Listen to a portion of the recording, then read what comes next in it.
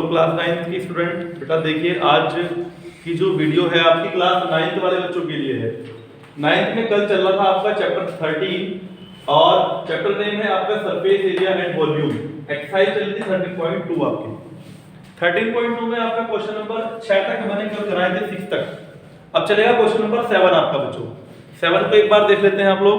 7 में क्या क्या पूछा गया हमसे और क्या क्या हमसे कराया गया है क्वेश्चन में, देखिएगा आप लोग। अब बेलन आपको मैंने कल एक्चुअली नहीं बताया था, मैं आपको बता दूं, मैं आपको शुरू में बताया था स्टार्टिंग में बेसिक में। बेलन होते हैं हमारे पास दो प्रकार के, एक ठोस बेलन होता है, एक खोखला बेलन होता है। तो ठोस बेलन की बात अलग कर लेते हैं, खोखले बेलन की बात अलग कर लेते हैं। जो ठोस बेलन होता है वो अंदर से बिल्कुल ठोस होता है, जैसे हमने लकड़ी से कोई पेड़ से बीच में से निकाल लिया बाहर, वो ठोस होता है आपका। खोखला जैसे मान लिया कोई पाइप है या पानी निकलने के लिए नालों में लगे होते हैं, वो जो सीमेंटेड होते हैं, जिनको आप कुछ भी अपनी लैंग्वेज में बोल सकते हो, वो भी एक खोखला बेलन होता है। तो खोखले बेलन में रेडियस भी अलग दो रेडियस होती है उनकी। अगर बात करूं, ये बेलन आपका खोखला है बच्चों। तो खोखले बेलन में अगर आप देखेंगे तो ये कुछ मोटाई भी है खोखले बेलन में। देखो मैं इसकी मोटाई आपको दर्शा देता हूँ। इसकी मोटाई कुछ इस प्रकार से आपको दिखाई दे रही होगी। मैं अपने पास से कुछ दर्शा रहा हूँ। इसकी ये मोटाई है बच्चों, ये कितनी मोटी धातु से, कितनी मोटी सीमेंट से, कितनी मोटी लोहे से, जैसे प्लास्टिक से ये बना हुआ है बच्चों। तो ये आपका खोखला बेलन है, जो कि ये इसकी ठोस परत है और आपका ये अंदर से खोखला। तो मैं बात कर लेता हूँ बच्चों में दो रेडियस होती है। हाइट तो देखो एक ही होगी भाई, हाइट तो इसकी सेम एक ही होने वाली है, सीधी सी बात है। एक ही हाइट है यहाँ से लेके यहाँ तक की आपकी। वो हाइट क्या है बच्चों? मान लीजिए इसने कहा आपसे धातु का एक पाइप 77 सेंटीमीटर लंबा है। लंबाई जो है वो ऊंचाई कहलाएगी इसकी। तो 77 तो इसकी होगी आपकी ऊंचाई। तो आप लिखेंगे पाइप की ऊंचाई। इसका आंसर लिखेंगे आप लोग हल में, सॉल्यूशन लिख के आप लोग लिख सकते हैं। यहाँ पर क्या लिखेंगे हम लोग? पाइप की लंबाई या पाइप की ऊंचाई या बेलनाकार पाइप की ऊंचाई, एक ही बात है। पाइप की ऊंचाई h बराबर है बच्चों 77 सेंटीमीटर। ठीक है। अब आपसे फर्स्ट पार्ट को सोल्व कर रहा हूं फिलहाल में। तो फर्स्ट पार्ट की बात करेंगे पहले। उसने कहा इसके अनुप्रस्थ काट का आंतरिक व्यास 4 सेंटीमीटर, बाहरी व्यास 4.4 है। तो अंदर का जो व्यास है ये वाला आपका अंदर का है आंतरिक व्यास। आंतरिक व्यास कितना है बच्चों? 4.4 सेंटीमीटर है। तो आंतरिक त्रिज्या को मैं r से कन्वर्ट करूं, यहां से आंतरिक त्रिज्या बन जाएगी स्मॉल r बच्चों। तो आंतरिक त्रिज्या निकाल लेते हैं साथ के साथ आप लोग। त्रिज्या स्मॉल r बराबर हो जाएगा 4/2, क्योंकि आपको पता है व्यास से त्रिज्या निकालते हैं तो उसका आधा कर देते हैं, तो 2 सेंटीमीटर बच्चों आ गया आपको। ठीक है। अब बात कर लेता हूं बच्चों में आपसे बाहरी व्यास की। बाहरी व्यास, तो बाहरी व्यास देखा आपको 4.4 सेंटीमीटर। तो मैं इसकी भी त्रिज्या निकाल लूं अगर मैं देखूं आपसे, तो बाहरी त्रिज्या होता है कैपिटल R, बराबर हो जाएगा 4.4/2, 2.2 सेंटीमीटर। ठीक है बच्चों, ये आपको कंफर्म समझ में आ गया होगा। अब उसने कहा आपसे ज्ञात करो, ज्ञात कीजिए। पहले पार्ट में पूछा आपसे हमसे, उसने क्या पूछा है? आंतरिक वक्र पृष्ठीय क्षेत्रफल। आंतरिक वक्र पृष्ठीय क्षेत्रफल क्या होता है? अंदर का वक्र पृष्ठ, यानी कि इसके अंदर का वक्र पृष्ठ। जब अंदर का वक्र पृष्ठ की बात करूं तो फॉर्मूला होता है आंतरिक वक्र पृष्ठ। आंतरिक वक्र पृष्ठ, वक्र पृष्ठीय क्षेत्रफल, तो वक्र पृष्ठीय क्षेत्रफल बराबर 2 पाई। त्रिज्या कौन सी लेंगे? अंदर की बात कर रहा है आंतरिक, तो अंदर की त्रिज्या लेंगे स्मॉल r, और बाहर की त्रिज्या की बात करेगा तो कैपिटल R। h ही होता है, h तो अंदर ले लो या बाहर ले लो, सेम ही लेना है आपका। तो मान भरेंगे इसमें 2/2। पाई का मान होता है बच्चों 22/7। r का मान है मेरे पास में स्मॉल r है 2, और h का मान है बच्चों मेरे पास में 77। इसको सोल्व कर लेते हैं। तो बराबर देखिए 7 से कट गया 11 बार, 11 से 77, तो 2 गुना 22 गुना 2 गुना 11। इसको सोल्व कर लेते हैं। 22 दूनी 44 दूनी 88, 88 गुना 11, 22 दूनी 44 दूनी 88 गुना 11, तो 11 से गुना करेंगे, 11 अट्ठे 88, 11 अट्ठे 88, 88 और 8 हो गए 96, 968 सेंटीमीटर स्क्वायर।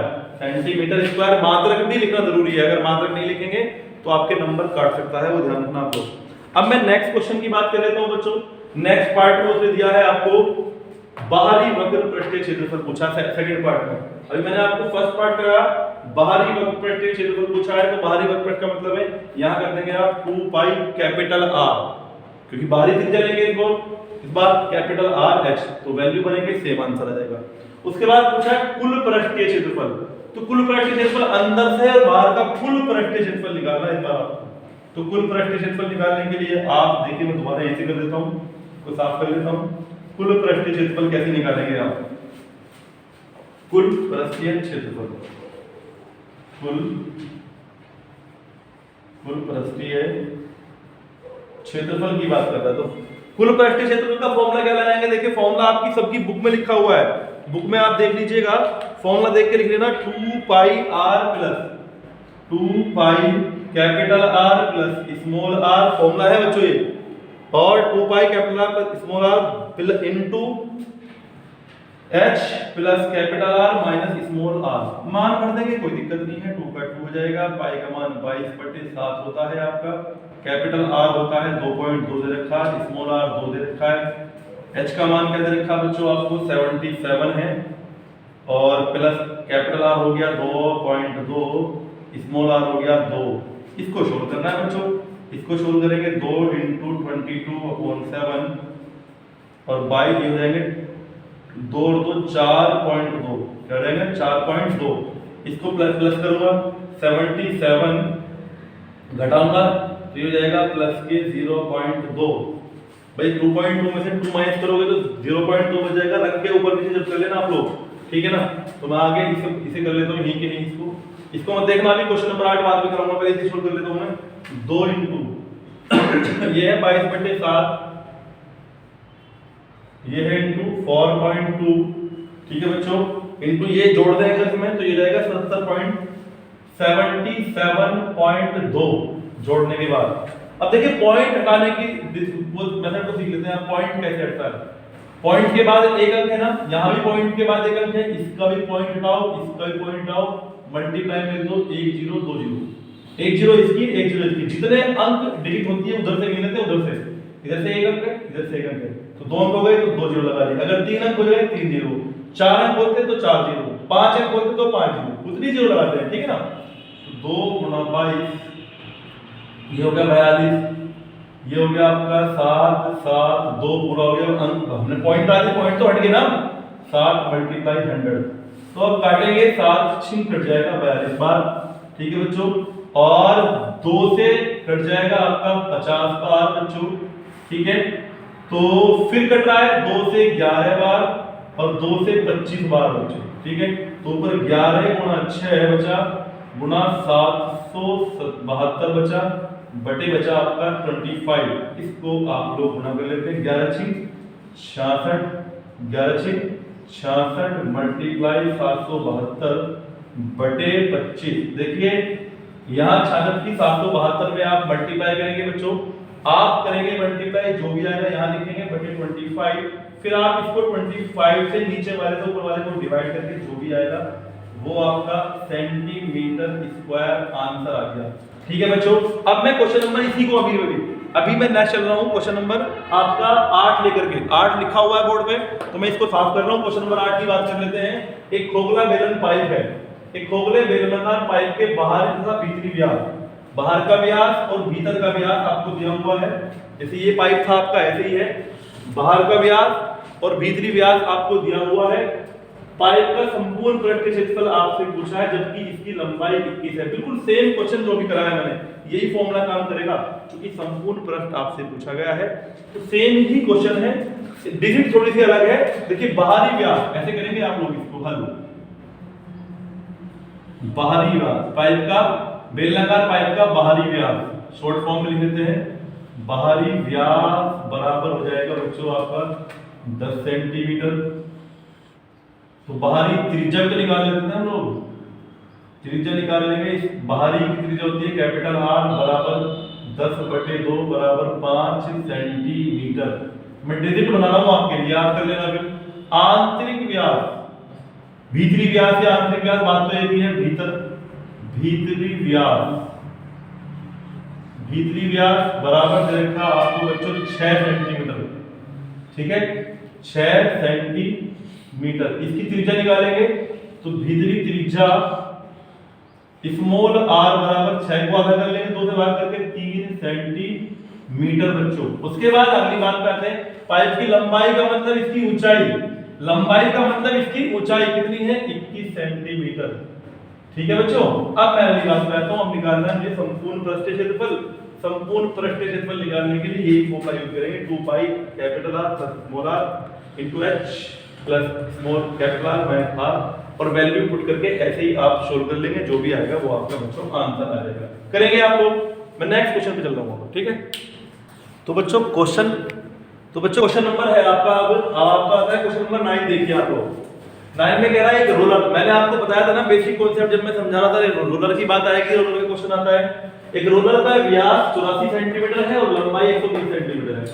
तो एक खेल के मैदान को एक बार समतल करने के लिए 500 चक्कर लगाने पड़ते हैं। तो खेल के मैदान का मीटर स्क्वायर में क्षेत्रफल ज्ञात कीजिए। खेल के मैदान का मीटर स्क्वायर में क्षेत्रफल ज्ञात कीजिए। जितने मैदान को वो समतल कर देगा उसका आपको क्षेत्रफल बच्चों ज्ञात करना है। तो करना क्या है, हमें ध्यान दें आप लोग। मैं बता रहा हूं रोलर का व्यास। रोलर होता है आपका, मैंने बताया था, जिसे आप अपनी लैंग्वेज में सड़क कूटना बोलते हैं। उसमें आगे का जो पहिया होता है ना, बहुत मोटा सा होता है, दिखाई देता है आपको, वो समतल करने का काम आता है। वो ऐसे रोलर के टाइप सा होता है और वो ऐसे सपाट करता है जमीन को। ठीक है ना, तो उसका पहिए का वो होता है, देखा होगा आपने, वो सिलेंडर के आकार का होता है, बेलन के आकार का होता है। वो उस पहिए को अगर यहाँ बनाना चाहूँ बच्चों तो वो इस प्रकार से बन जाएगा। वो इस प्रकार से आगे लगा होता है रोलर के अंदर। ठीक है, सड़क कूटने के अंदर। तो यहाँ से वो ऐसे करके होता है। इसका व्यास 84 सेंटीमीटर। व्यास तो ये होता है ना बच्चों, तो रोलर का व्यास बराबर कितना है? 84 सेंटीमीटर। इसकी त्रिज्या अगर आप निकालना चाहें रोलर की, क्योंकि त्रिज्या चाहिए आपको 84/2 सेंटीमीटर। इस बार ठोकरा नहीं है, ठोकता है तो ना कैपिटल आर की ना स्मॉल आर की बात तो आएगी नहीं, आंतरिक बाहरी तो बात ही नहीं आएगी, सेम नहीं की है बस। तो ये आ जाएगा 2 × 8 तो 42 × 84 सेंटीमीटर। अब बात कर रहा है वो लंबाई 120 सेंटीमीटर है। लंबाई कितनी है बच्चों? 120 सेंटीमीटर है रोलर की लंबाई, यानी कि ऊंचाई। रोलर की ऊंचाई h बराबर लंबाई या ऊंचाई एक पास होती है, वो कितनी है आपकी? 120 सेंटीमीटर। और ये कितना है आपका? ये बताई दिया मैंने आपको कितना बचा, तो कितना था आपका? 84। तो अब बात करते हैं इसकी आप लोग 120 वाले की सेंटीमीटर। उसने कहा एक चक्कर में, सॉरी एक बार समतल करने में, खेल के मैदान को एक बार समतल करने के लिए 500 चक्कर लगाने पड़ते हैं। कितना चक्कर लगाने पड़ते हैं? चक्करों की संख्या, चक्करों की संख्या बराबर हो जाएगी 500। एक्चुअली ये रोलर जो है ना, ये रोलर, इस रोलर ने 500 चक्कर काटे। 500 चक्कर कैसे काटे? मान ले मेरा यहाँ पे रोलर खड़ा हुआ है इस प्रकार से, ठीक है। अब मैंने ऐसे करके एक चक्कर में कितनी दूरी तय करेगा, देखो आपको नीले लिखा हुआ दिखाई दे रहा है मार्कर पे। ऐसे करके सपोज यहाँ है, इसकी पहचान है, जब चक्कर पूरा कर लेगा तो यहाँ तक आ जाएगा घूम के। तो मैं इसे ऐसे करके चला रहा हूँ ऊपर की तरफ, ऐसे घूमेगा रोलर, जमीन पे ऐसे घूमता है। आपको बताया था मैंने, एक चक्कर पूरा हो गया इसका। एक चक्कर पूरा हो गया यानी कि इसने यहाँ तक की जमीन समतल कर दी एक चक्कर में। तो ऐसे करके उसने रोलर ने 500 चक्कर काटे बच्चों। कितने चक्कर काटे? 500 चक्कर। एक चक्कर में कितनी भूमि को समतल कर रहा है? वो इतनी भूमि को समतल कर रहा है। तो पहले हम एक चक्कर के समतल की भूमि निकाल लेते हैं। एक चक्कर में कितनी भूमि को समतल करेगा? जितनी एक चक्कर में करेगा उसे 500 से मल्टीप्लाई कर देंगे तो 500 चक्करों की भूमि समतल हो जाएगी, वो निकल के आ जाएगा आपके सामने। लेकिन इसको कैसे निकालेंगे? मैंने आपको बताया था, जब इस पे जमीन पे घूमता है समतल करेगा तो ये वाला सफेद घूमेगा ना, इसका ये वाला होता है भाई, गोलाई तो घूमेगी बस केवल, इसका कोई मतलब नहीं है, इसका इधर से कोई मतलब नहीं है भाई, इसके दोनों छोर जो है इनका कोई मतलब नहीं है, केवल जमीन पे तो ये चीज घूमती है ना, इसकी गोलाई। और इस गोलाई को नापने के लिए हम नापते थे बेलन का वक्रपृष्ठ, आपको सबको पता है। तो मैं निकालूंगा बच्चों क्या? बेलन का वक्रपृष्ठ। सॉरी मैं लिखूंगा यहाँ पे एक चक्कर में किए गए एक चक्कर में किए गए मैदान का क्षेत्रफल, एक चक्कर में समतल किए गए मैदान का क्षेत्रफल, एक चक्कर में समतल किए मैदान का क्षेत्रफल, मैदान का क्षेत्रफल बराबर कितना क्षेत्रफल समतल करेगा बता दूं मैं आपको। ये समतल करेगा बेलन के वक्रपृष्ठ के बराबर, बेलन का वक्रपृष्ठ, बेलन का वक्रपृष्ठ, वक्रपृष्ठ होता है आपका 2 पाई आर एच, ठीक है। तो अब 2 का 2, पाई का मान कितना होता है 22/7, आर का मान कितना है बच्चों आपका आया था 42, मल्टीप्लाई एच का मान कितना है 120, 7 6 42 कट गया, 22 दूनी 44 हो गया, मल्टीप्लाई 6 मल्टीप्लाई 120, इसको मैं आगे कर लेता हूं। तो बच्चों ये आता है आपका 12 6 72, 44 मल्टीप्लाई 72 0, ठीक है। अब इसकी मल्टीप्लाई करेंगे तो ये आ जाएगा आपका 44 दूनी 88, 44 7 44 7 7, देखो ऐसे मल्टीप्लाई कर लो, 44 से मल्टीप्लाई करनी है 720 को, यार 72 कर लो आप लोग। तो 4 दूनी 8, 4 7 28, 4 दूनी 8, 4 7 28, मल्टीप्लाई 288 आने वाला है, फिर पूरी 4 से मल्टीप्लाई करेंगे, 8 8 16, 8 2 10, 10 1 11 और 2 1 3, लेकिन एक जीरो दूसरी बात तो जीरो आ जाएगी। तो ये आ गया बच्चों आपका 31 680 680 31 680 सेंटीमीटर स्क्वायर भूमि को समतल करना है, ठीक है। कितने चक्करों में बच्चों? एक चक्करों में, एक चक्कर में इतने सेंटीमीटर भूमि को ये समतल कर रहा है। एक चक्कर की बात कर रहा है, करेंगे अभी केवल कितने चक्कर की बात करी? एक चक्कर की। तो 500 चक्करों में कितनी भूमि को समतल करेगा? आप लोग 500 से मल्टीप्लाई कर देंगे इसमें, तो 500 चक्करों में समतल करेगा बराबर 500 मल्टीप्लाई एक चक्कर में समतल भूमि 680, इसको मल्टीप्लाई कर लेना, जो आएगा वो आपका आंसर सेंटीमीटर स्क्वायर में आएगा, ठीक है। मैं नेक्स्ट क्वेश्चन लेने चल रहा हूं बेटा, अभी 10वां क्वेश्चन देख लीजिए आप लोग। 10 की बात कर लेते हैं।